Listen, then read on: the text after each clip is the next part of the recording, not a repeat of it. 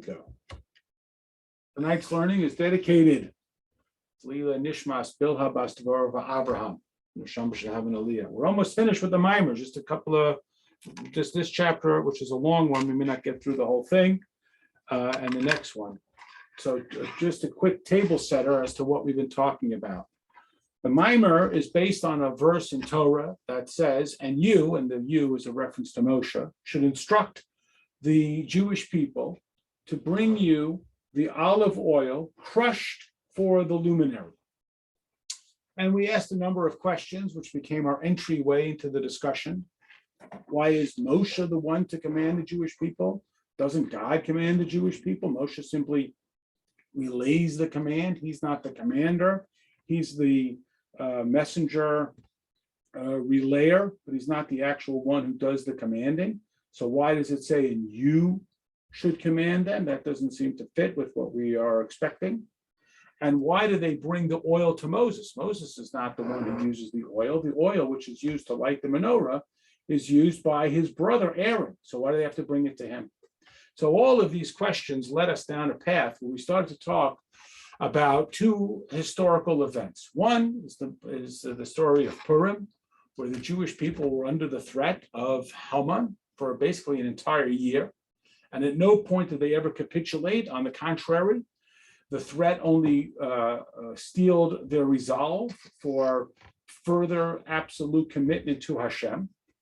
And a similar circumstance that when this mimer was first taught, or the lessons based around this verse were first taught, which was in 1927, in a time that was not all that drastically dissimilar to the Purim story. The Jews where this mimer was taught were living in communist Russia. And later that year, in fact, the previous Rebbe, Rabbi Yosef Yitzchak, would be arrested and sentenced to death, and only through miracles, including the involvement of this country's State Department, was he released, because all the other clergy, non-Jewish, who were arrested the same night he was arrested were shot in the back of the head. And as we know, the communists were as callous and vicious and murderous, more even than the Nazis. So for Jews to commit and remain committed to their Jewish identity under communism was similar to what they experienced at the time of Purim. And we talked about that coming up now to Shavuos, this Saturday night, Sunday, and Monday, where the Jewish people, of course, pledged their acceptance of Hashem's Torah. We underscore that what they did at Purim validated what they did at Shavuos, which seems rather odd. At Shavuos, we're on the most loftiest of spiritual levels. We've left Egypt. We've worked on our character to uproot the Egyptian impact on our lives for 7 weeks. We are eating the manna, so even physically, we are as pure and holy and aligned with godliness as possible. So why is it that we describe the Jewish people's commitment on Purim to be validating what they did on Shavuos? And the answer is, as you probably can anticipate, that when everything is hunky-dory, we're all in. Yeah, sure. When things are going rough, as they were on Purim, that's when the true essence of our commitment is validated and rises to the top. And that is the metaphor of olive oil. Now, just a very simple illustration, which probably everyone is familiar with. If you were to take an olive and squeeze it, you would get some liquid, but that's not the olive oil any more than if you took a nut, you could get some oil. You can get, some liquid, but you don't get the oil unless you crush it. And when you crush it, you get an oil that burns a flame. Olive oil burns, if it's pure olive oil, burns a clear, smokeless flame. Clear and smokeless.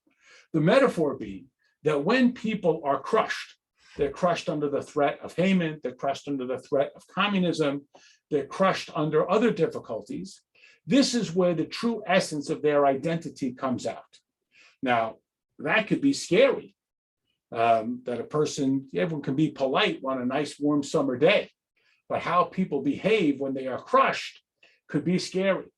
But we take the position that we're not afraid of it. On the contrary, we argue that the essence of a person is their godly identity. that can sometimes become corroded by all kinds of whatever issues, particularly as the mimer expounds upon, which was taught and elaborated on in 1980. You're talking to Shopping Mall America, that the temptations of the material indulgence can start to layer over the pure olive oil of our core identity. And who we truly are can get buried underneath the comforts and the pursuit of more and more comforts.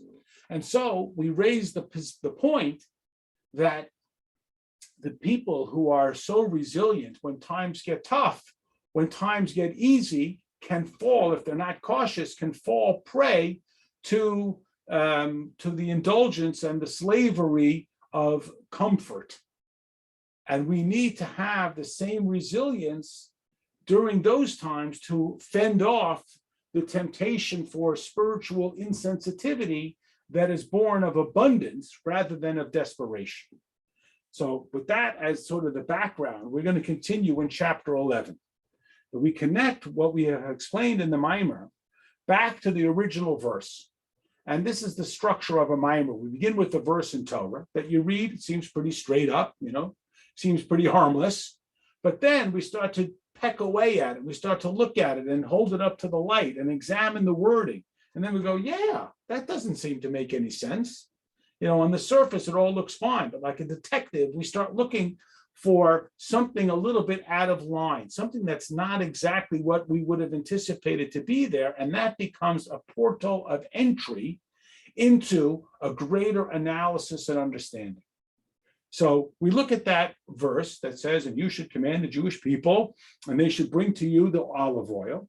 And we started to peck away at it. And again, as we mentioned, why is Moses the one who's telling them? Isn't Moses the one who relays the information that God gives? Moses is not the commander. There's a word for the messenger of the command, but he's not the commander.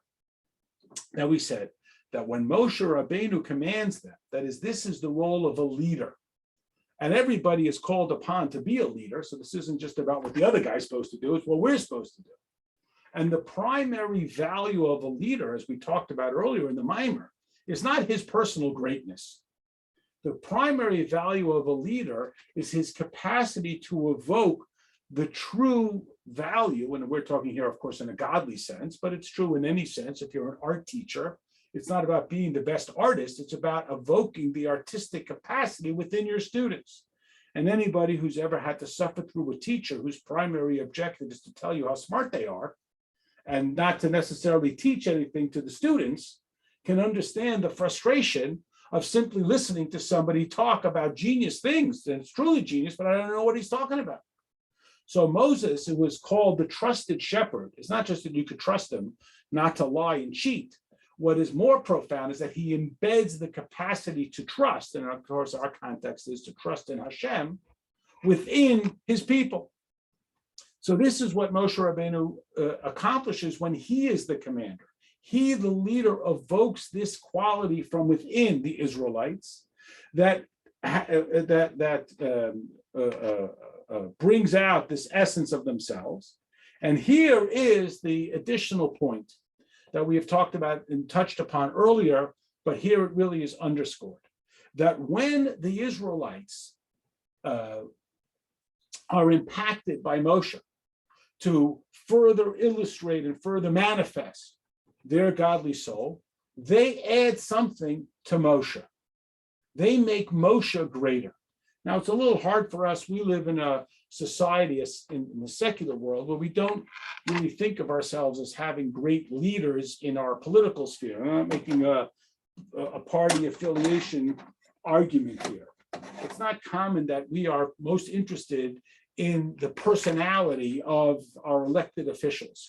But if we think about this, and anybody, whether it's a teacher, a coach, a scout leader, a mentor, somebody to whom we have a great sense of alignment because we trust that they are committed to us. And it's a rare thing, to be certain. We, of course, point to the Rebbe. That's our most obvious go-to.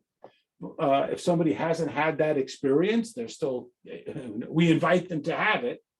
And the question is, what do we give to the leader? What do we do for Moshe Rabbeinu? What happens to Moshe when we evoke and manifest our godliness? And this is what is indicated in the instruction that they bring the olive oil to Moshe, that the Israelite community enriches and enhances the Moshe's experience itself. And you think about this at our level. If we are able to have an impact on somebody, that is, not just to teach them an idea, but to evoke from within them their core capacities, it not only is a benefit to them, it comes back as a benefit to the one who inspires them. And we could explain, what does this mean at a personal level? That Moshe, who is the commander, the one who connects us to Hashem, that sustains us and gives us, and it uses the word for parnasa, like our sustenance, to have amunah, that we can live with amunah, with our trust in Hashem, absolute trust, that this should be more than just what we can see and what we can sense. So coming up to Shavuos, many are familiar that the Medrash tells us that God offered the Torah to all the nations, and they all responded with, well, what does it say? And Hashem picked the thing that he knew they wouldn't be interested in, and they said, no, thanks. So he came to the Jewish people, and we said, we're in, whatever it is, we'll do it. And then we'll find out what it is. What did we just sign up for, and how do we do it? But the point is that we accept you. I mean, if I say to my friend, will you do me a favor? And he says, well, what is it? Then he's saying, no, I won't do you a favor. If I think it's worthwhile, then I'll do it. So that's probably a wise thing to do, because you could get hurt. But if it's your best friend, do you really think he's going to hurt you? And if you do, then why is he your best friend? So if Hashem says to me, will you do something for me? It doesn't matter what the thing is. What matters is the me. It doesn't matter what the ask is. It matters whom the asker is. And the asker is Hashem, whatever it is. I totally surrender myself to you. Do I think that Hashem is going to hurt me? Do I think that Hashem is going to take advantage of me? If so, why do I have a relationship with him? This is that quality that Moshe Rabbeinu evokes. Not only the reasonable, not only, look, he took you out of Egypt, he gave you the man, you could trust him. That there's a value there. He's got a track record, but track record only makes it as far as I think the track record will extend. And it's a classic opportunity to be manipulated. You think I'd lie to you? Well, I don't even know you. Why would I trust you? Well, you know me, I did this, I did this, I did this. Look, therefore you can trust me. Okay, incrementally I'll follow along, but that's also a way to get stung. But when we say that it's simply the essence of Hashem, so now it's not the product of a rational explanation. I have reached outside of my human experience to truly a spiritual experience that is beyond just what I can measure and describe. Even from a soul perspective, I've now gone beyond it. I have literally transcended. And we could add that it says, and you should instruct the Jewish people, that this term, you should instruct the Jewish people, which suggests that Moshe is the instructor, means that Moshe evokes from within the Jewish people a unity amongst with all of the Jewish people, because Moshe reaches into the essence of the individual. He evokes the essence of the neshama. And through the Jewish people's service of Hashem, not only that they comply with his instruction, but they work their soul. That is, their experience, their whole life experience. They work it in the sense that they transform themselves so that they draw down this character, or draw out better, this characteristic from within the essence of their soul. That is not only the behaviors, but it is an entirely transparent. You look at the person and you see their godliness, because their behavior and their character is a complete looking glass into the essence of their soul. It doesn't mention this in the Mimer, but perhaps another nuance to help us understand. We say every day in the davening that it is a mitzvah to love God. You should love the Lord your God. And the Talmud asks the rather obvious question, how can you command me to love God? You can command me to obey God, but how do you command me to love God? Either I love him or I don't. So amongst the many explanations, and there are many, one is, it is our responsibility to make God beloved, that we should act in a way that people should say, wow, God is great because look at the people who are aligned with God and how they behave. Like you see a child and you say, you know what? That child, his mother raised him right. Look how kind, polite, thoughtful, generous he is. So it becomes a reflection, either way, hopefully the positive, but we are a reflection on the essence of Hashem. What happens, hopefully in a positive way, because if we misbehave, people are going to blame God too. So our objective here is that Moshe elicits this characteristic.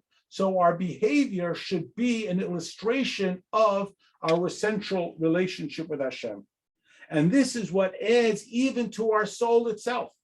So this is a classic point that Hasidus often makes. Our soul comes down into this world, and the presumption is, and it's true, that our soul is a nice guy. He's coming down to this world, which he doesn't want to come to, because down here, there's all kinds of troubles. And he comes here to help out. And that's true. And that's a nice thing. And it's a beautiful thing. But what does it do for the soul? So we might think, what do you mean? The soul would rather be in heaven. Doesn't want to bother with the world here and traffic and noise and nonsense. But he's willing to do you a favor because he's a nice guy. But does he get anything out of it? And the answer is yes. The soul becomes enriched through transforming the body.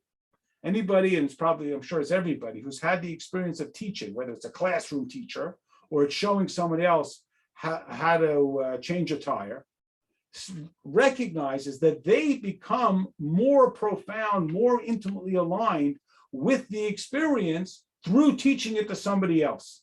You want to know if you understand a concept? Try teaching it to somebody who has no idea what you're talking about. You know, when geniuses talk to geniuses, they don't learn very much. But when you have to explain what your profession is to a child, you are going to have to manifest it in a way that will inform you. You will be go, oh yeah, I never thought of that before. Why? Because it evokes something of the essence of our identity that supersedes what had ever been experienced before. And this is what Moshe Rabbeinu was talking about. And that's why they bring the oil to Moshe. Metaphorically, we bring this essence to Moshe, and Moshe becomes enriched. So not only is the benefactor benefiting the beneficiary, follow that one, he himself benefits as well in a manner that he never could have achieved had he only stayed within himself. So I think, yes, I'm a nice guy. I'm going to give up my time to help someone else. So I'll have less. I was going to study for 2 hours and get 100. I'll study for an hour and I'll tutor you, so I'll get a 95. Okay, I'm willing to give that up. Our pushback to that is, not only is it a nice thing to do, but I'll understand the material better through teaching somebody else. And this is that point, that through this, we reveal the genuine identity, which is rooted in the very essence of Hashem. All right, we'll stop here. Tomorrow night, we'll talk some Parsha. And of course, the Shabbos, which is Shabbos, Sunday and Monday is Shavuos. But we'll see you tomorrow night for some Parsha. Good night, everybody. I'll send out the recording in a few minutes.